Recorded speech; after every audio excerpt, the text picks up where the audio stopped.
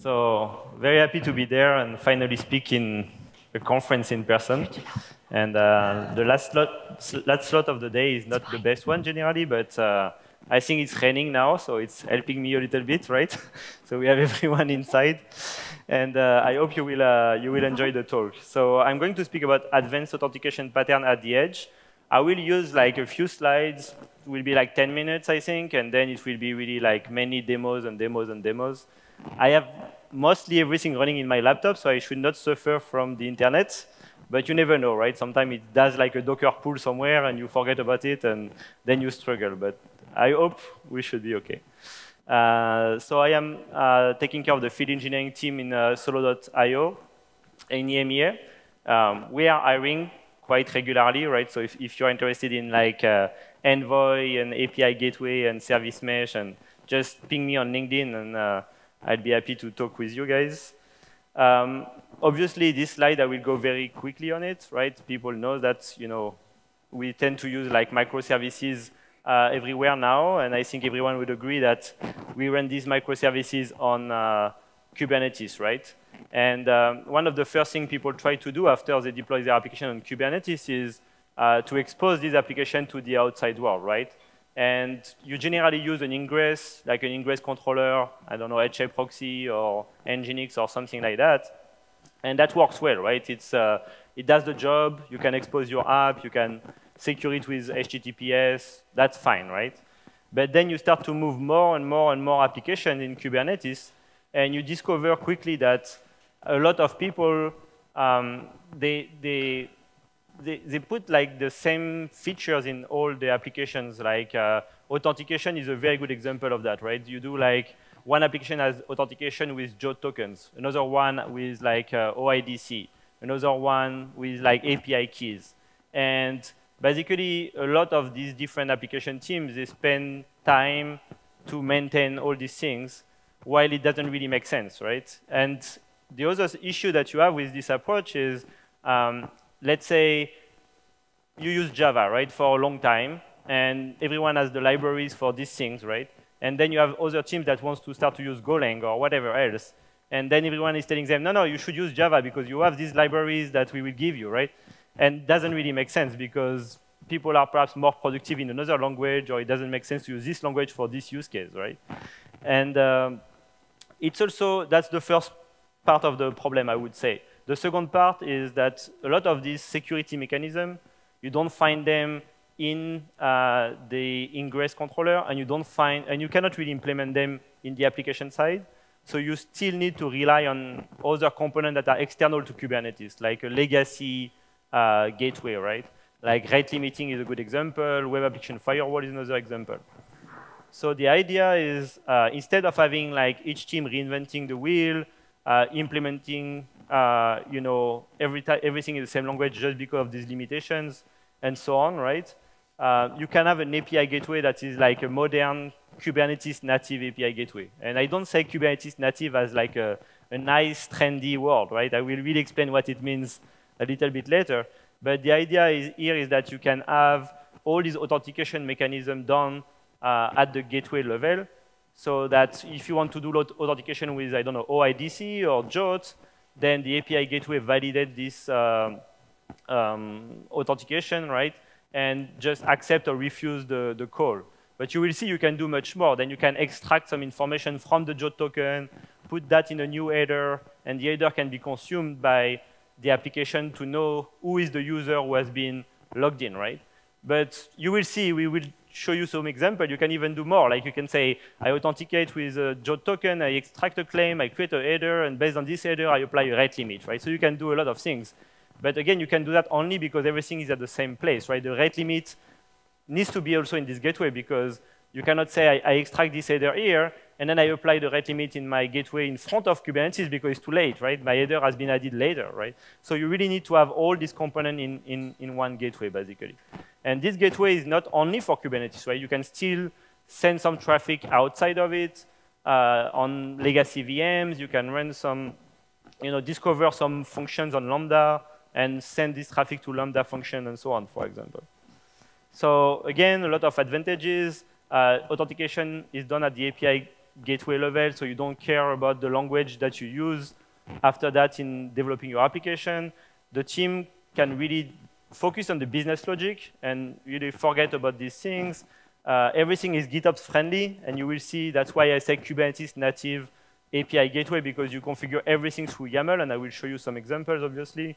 And you have like also more visibility for the security team, right? They don't know, they don't need to go and inspect each application to know how it has been secured, right? They just go in the gateway configuration and they can see very easily how the different routes are secured. So in that talk, I will speak obviously about our API gateway at Solo.io, which is called GluEdge, and is based on Envoy. You are probably familiar with Envoy. I mean, if I would have said that like 2 years ago, probably a lot of people would have said, yeah, I heard a little bit. Like now it's like, I think everyone knows very well what is Envoy. And the idea is that GluEdge is like a control plane and is basically configuring Envoy to perform, you know, all these different things I talked about, right? And I really insist in the fact that it's based on Envoy for multiple reasons, right? It's like part of the CNCF, like Kubernetes, so it's neutral. It's not like one company behind it. It's really providing very high performance. You know, it's written in C++. It's not like something that provides like lower performance, like you can see in multiple like ingress in Kubernetes. It has a lot of functionalities, but it also, one thing that is really important is today everyone is having like a service mesh project, right? Everyone is thinking like, okay, perhaps I don't need service mesh today, perhaps I will need it tomorrow, right? So it's like everyone is thinking about it. It's a little bit like what happened with Kubernetes like 3 or 4 years ago, right? There was like, okay, should I go with Kubernetes? Should I go with like Mesosphere, Marathon? I mean, I was working at Mesosphere, so I suffered from it, you know, on the other side, right? And then everyone decided, okay, Kubernetes is the right choice because it's not like pushed by one vendor. It's really like a large community, and that's probably why everything went to that, you know, Kubernetes side, right? And we see exactly the same happening with Istio today, right? Like you can have like a lot of service mesh from different vendors or pushed by one vendor, but the only one that is pushed by all the other ones is Istio, right? It's like a very large community. And why I speak about Istio is because Istio is based on Envoy, right? So if you know that you will use Istio in the future and you are looking for an API gateway today, that would be a good idea to take one that runs on Envoy, because you will have one technology to really learn, to know how to troubleshoot. You will have the metrics in one format, and so on, right? So again, that's also one of the key points when you choose a gateway. So the way Envoy works is that you have this notion of filters, right? So you have like the external auth filter, like the rate limiting filters, and so on. So some of these filters, they call an external service to take a decision, right? It's like, for example, the external authentication filter will call an external authentication server that is part of Glue to do the OIDC workflow, right? The rate limiting will call a rate limiting server to keep track of the number of requests and decide, you know, if they need to reject the call. And then you have a lot of filters that we write in C++ directly in Envoy that are doing a lot of smart things, like advanced transformation or web application firewall. Like we have mod security running directly in a filter that provides very high performance, right? Because all these things are done directly in Envoy, right? Like JWT, authentication, and so on. And when I say Kubernetes native before, is really what I mean, right? It's like 100% of the configuration is done through YAML, right? So you can, you have your GitOps workflow, you have your YAML that describe how to deploy your application, and in the same repo, you put the YAML that correspond about, you know, the way you want to expose your application to the outside world, the way you want to secure it, and so on, right? So it's a very convenient way of managing everything. So that's it for the slides. Now we'll go through the demo, and hopefully, as I said, we'll not rely too much on the network, right? So what I did here is that I deployed a Kubernetes cluster, and in this Kubernetes cluster, I will show you, we have like multiple pods here. We have some applications, like the book info application that you probably know if you are familiar a little bit with Istio. And we have like the glue components, a lot of them are optional. I just deploy the default one that has everything. But as you can see, we have like some glue control plane components. We have like an observability stack that you can replace by your own stack if you want, but by default, there is one based on Prometheus and Grafana.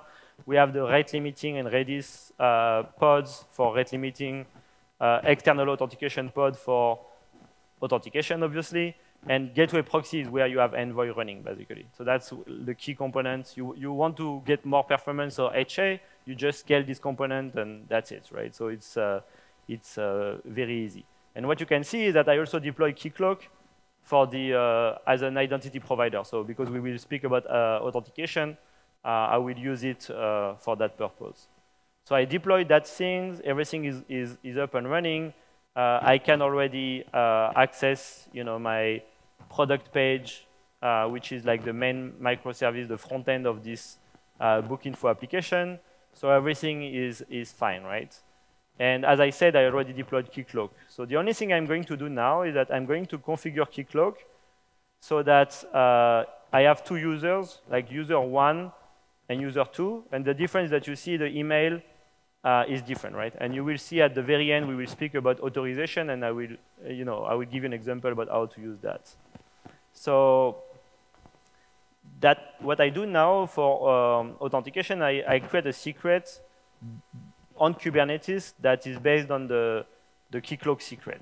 So I just use GlueCTL, which is the CLI we have with Glue, but I could also just use like a kubectl command line, and that will work as well, right? So that's where we start to have sometimes issue with network, right? So hopefully that will be okay. Yeah, that's okay. And then I have this hot config. So as I said, like everything is like based on YAML, right? So I can configure how I want to perform the authentication with OIDC based on this YAML. And what's nice is that this is a CRD that's called hot config that I can reuse, right? So I can say I create this hot config, and then I can point to this hot config in multiple different routes, so I don't have to specify all this information all over the time. So it's very convenient. So I'm creating this hot config, and then I have this virtual service, which is the main object in GlueEdge. And you see, I say for any request in any domain, if it starts by this prefix, then I delegate the decision to another object called a route table. If it's any other prefix, then I send to the product page, and I want to secure with this hot config, right? So I can reference this hot config in this object. So I just configure it, and now if I go to the product page here, I should be redirected to Keycloak, right? So I just put my user 1. Oh, that's something funny I have with my keyboard sometime. So that will be, I think that should be okay. It's only with the numbers. So no, what did I say? User 1. Yeah, and you see I am authenticated, right? So a very simple example where you want to secure the application without doing anything on the application side itself, right? The second example here, and we will go back to this in more details with authorization later, but another thing I want to show you is like an example of rate limiting, right? So instead of having like a hot config object, you see here I have like a rate limit config object. And I say, I just want to limit everything to 10 requests per minute, right? So it's a very basic example. And again, I just update my virtual service, and I say, okay, I have my ext hot here, and I reference my rate limit config, so I want to rate limit, but only on this route, not on the other route, right? This one is not rate limited, and this one is rate limited. So I just apply that, and if I go there, and I try to refresh my page multiple times, then I finally, got rate limited, right? But if I would like to do the same with the other route, then I would not be rate limited. So let me delete this config and do something a little bit smarter. where I would say I want to have different rate limits if I am authenticated or not, right? If I am an authenticated user, perhaps I want to, I should be able to use, like, send more requests, but if I am an anonymous user, I want to have like a minimal, number of requests. So you can see I just add this option here, and it will just allow it, oh, it's that one, to have like this 20 requests per minute if I am authenticated, otherwise only 5 requests, right? So again, I will not spend too much time on that. I could refresh and authenticate and unauthenticate, but I will skip that just to make sure we are not like out of time at the end. Another use case of the gateway in terms of security is really this web application firewall, right? So what we did is that we took like the mod security stuff and we put that in an Envoy filter directly. So it's not outside, it's really running directly in Envoy, but you get the full power of mod security. So if you're familiar with it, basically you have this, what we call like the rule set. So you can just take like any rule set and just like apply it directly in your YAML. And you see an example here is, I don't want to allow any payload larger than 1 byte. Okay, for example, I don't want payload, right? So it's in this URL, someone should not try to send like a request with some data, right?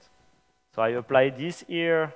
You see I got rid of my rate limit. I just have this rule here. And if I just try to do like a curl request, but as you can see in this curl, I have a payload, right? Then it should be rejected, right?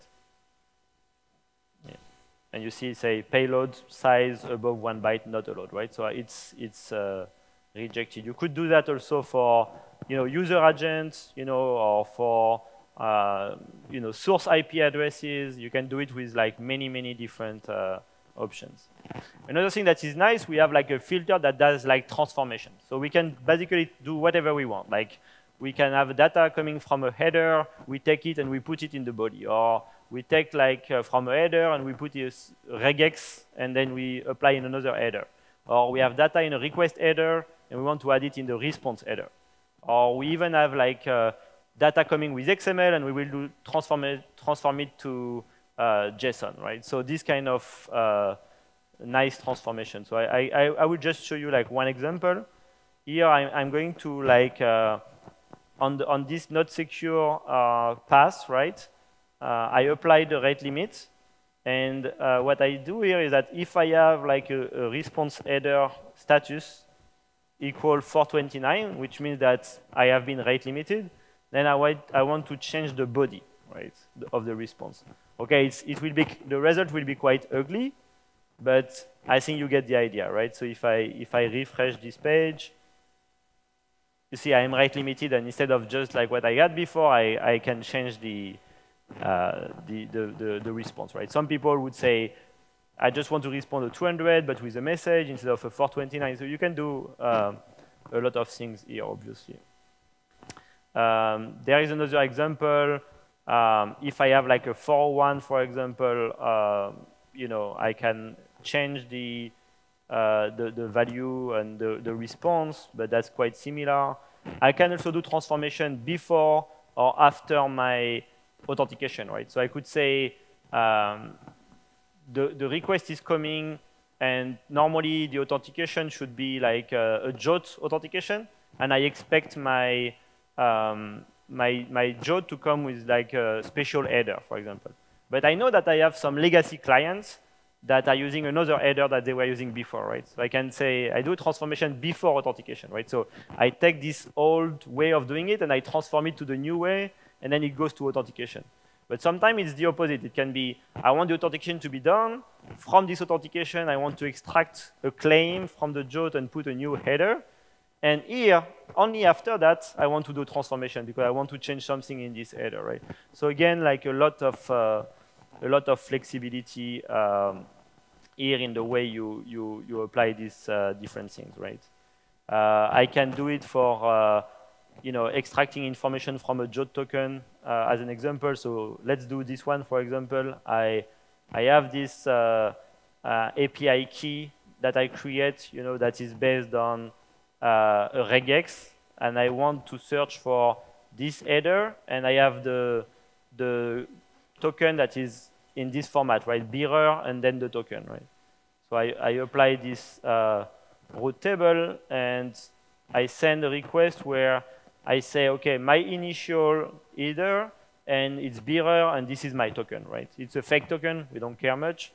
But what we care about is the response, right? Which is not the response, but what has been received by the backend, right? So the backend is telling me that it has received this new header called my final header, right? Which has been extracted from the initial one. Another thing that we can do is, let's say we take the example of OIDC that we did before, right? We did authentication with Keycloak. And what I want to do here is that I want to say, okay, after the authentication with Keycloak, I will have a JWT token. And what I want to do here is that I want to extract a claim email and put that in a new header called xsolo claim email, right? I spoke about that before, right? So we will just do that so that you see that in action. And the way to see it is just like I go to the product, this page here.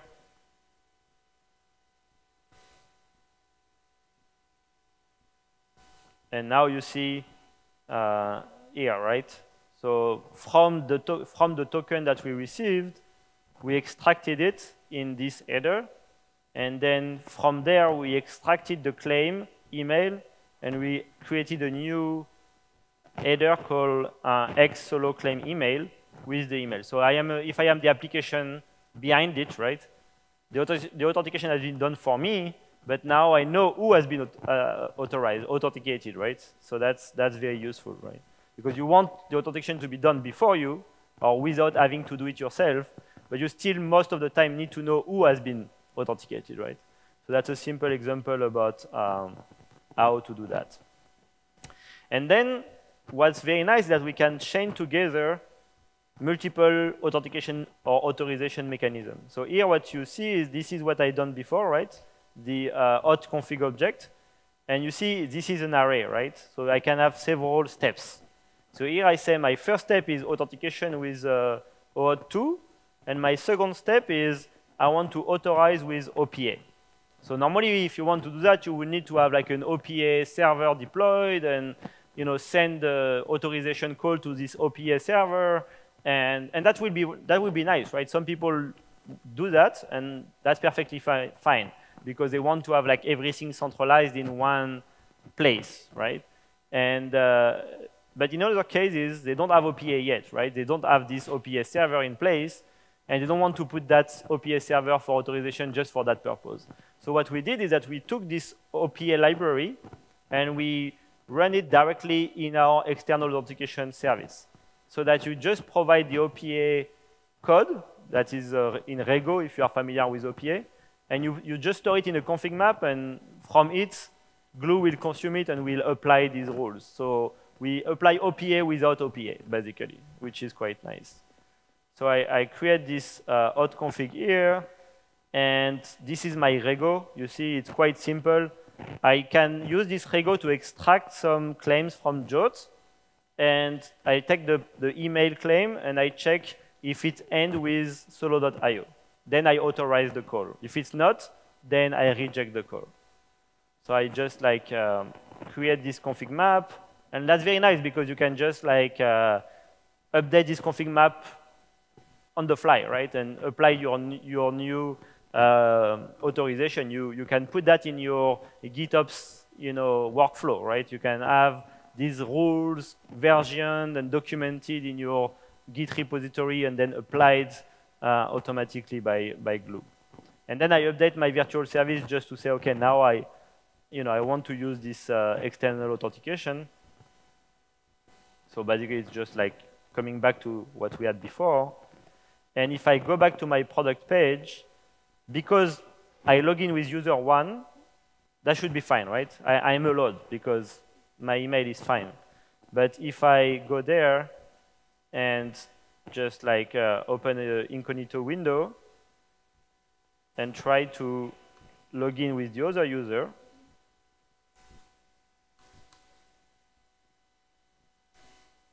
then I should not be allowed. And you see, it got rejected, right? Because my email doesn't finish by solo.io. So, there are some examples here I wanted to show you quickly. You can do much more, but I think it was a good introduction for these different features. It comes with like dynamic dashboard in Grafana, one per backend, automatically detected and generated, right? So you can have a lot of nice information there. I could speak about GluEdge forever, but I think it will start to be late. So that was the demo. I just wanted to highlight as well that we have another product called GlueMesh, which is basically a management plane for Istio. And the reason why I highlight that is because in this product, we also have what we call the GlueMesh gateway, which is basically, you can think about all the features I have demonstrated to you now. We put them and make them available in the Istio Ingress gateway. So it's kind of a Istio Ingress gateway on steroid, right? You still have the Istio Ingress gateway. It doesn't replace it, but we make it becoming GluEdge, basically. So it can do everything that GluEdge can do, right? So which is pretty nice if you are already using Istio. So just for info, we have a virtual booth here in the conference. If you want to win Apple AirPods, you just have to go in the sponsor page, and just because of that, we know you have been there, and then we do like tech 2 guys, and they will win these AirPods. So I'm here with Ep, with just here. So just come to see us, and we will be happy to discuss. Otherwise, the best way to communicate with us is just to find us on our Slack channel, and just like register here and ping me there, and we'll be happy to discuss with you further, right? So I think we perhaps have like 2 minutes for questions. I don't know, like, do you have any question on what I presented? Don't be shy. It's always the first one that needs to do it, even if, oh, we have one question. I come with a microphone, so then everyone can hear it, also the online attendees. I'm just not allowed to give it to you. I'm sorry, it's a bit awkward, but we do like that. I'm from Spark Networks. My name is Dima. And I was wondering if the product is actually open source or any plans to open it for the public, given that Freescale is actually open source now, Yeah, that's a good question. So we have an open source version of GluEdge that provides like all the routing capabilities, like discovering the Lambda functions and retries and all these features basically. And then we have an enterprise version that comes with this security mechanism, right? So let's say in the Envoy world, for people who know Envoy, right? You can do external authentication by yourself, but you need to build your own external authentication server, right? To do this OIDC workflow, for example. So if you have the enterprise version, then it's part of it. That's what I demonstrated. If you have the open source version, then you have to build your own. And some people do it, right? But then the same people discover that they need rate limiting. Then they need to build a rate limiting server, right? And then they discover they need a web application firewall. And then they need to build their own stuff, right? So basically, what we see is people who just need like, they don't want to do these advanced authentication patterns that I described, but they need something better than an ingress. They can use GluEdge open source. And later on, if they want to adopt this kind of pattern, then they would need the enterprise version. We also have some customers who have a mix. Basically, they have like one enterprise version as like a first layer Kubernetes cluster that does all these things, and that distribute to remote ones that are open source, for example. So it's really like quite flexible, but that's a good question. Any other question? Good. So I think we can call it a day, right? Okay. Thank you, Denis. Thank you.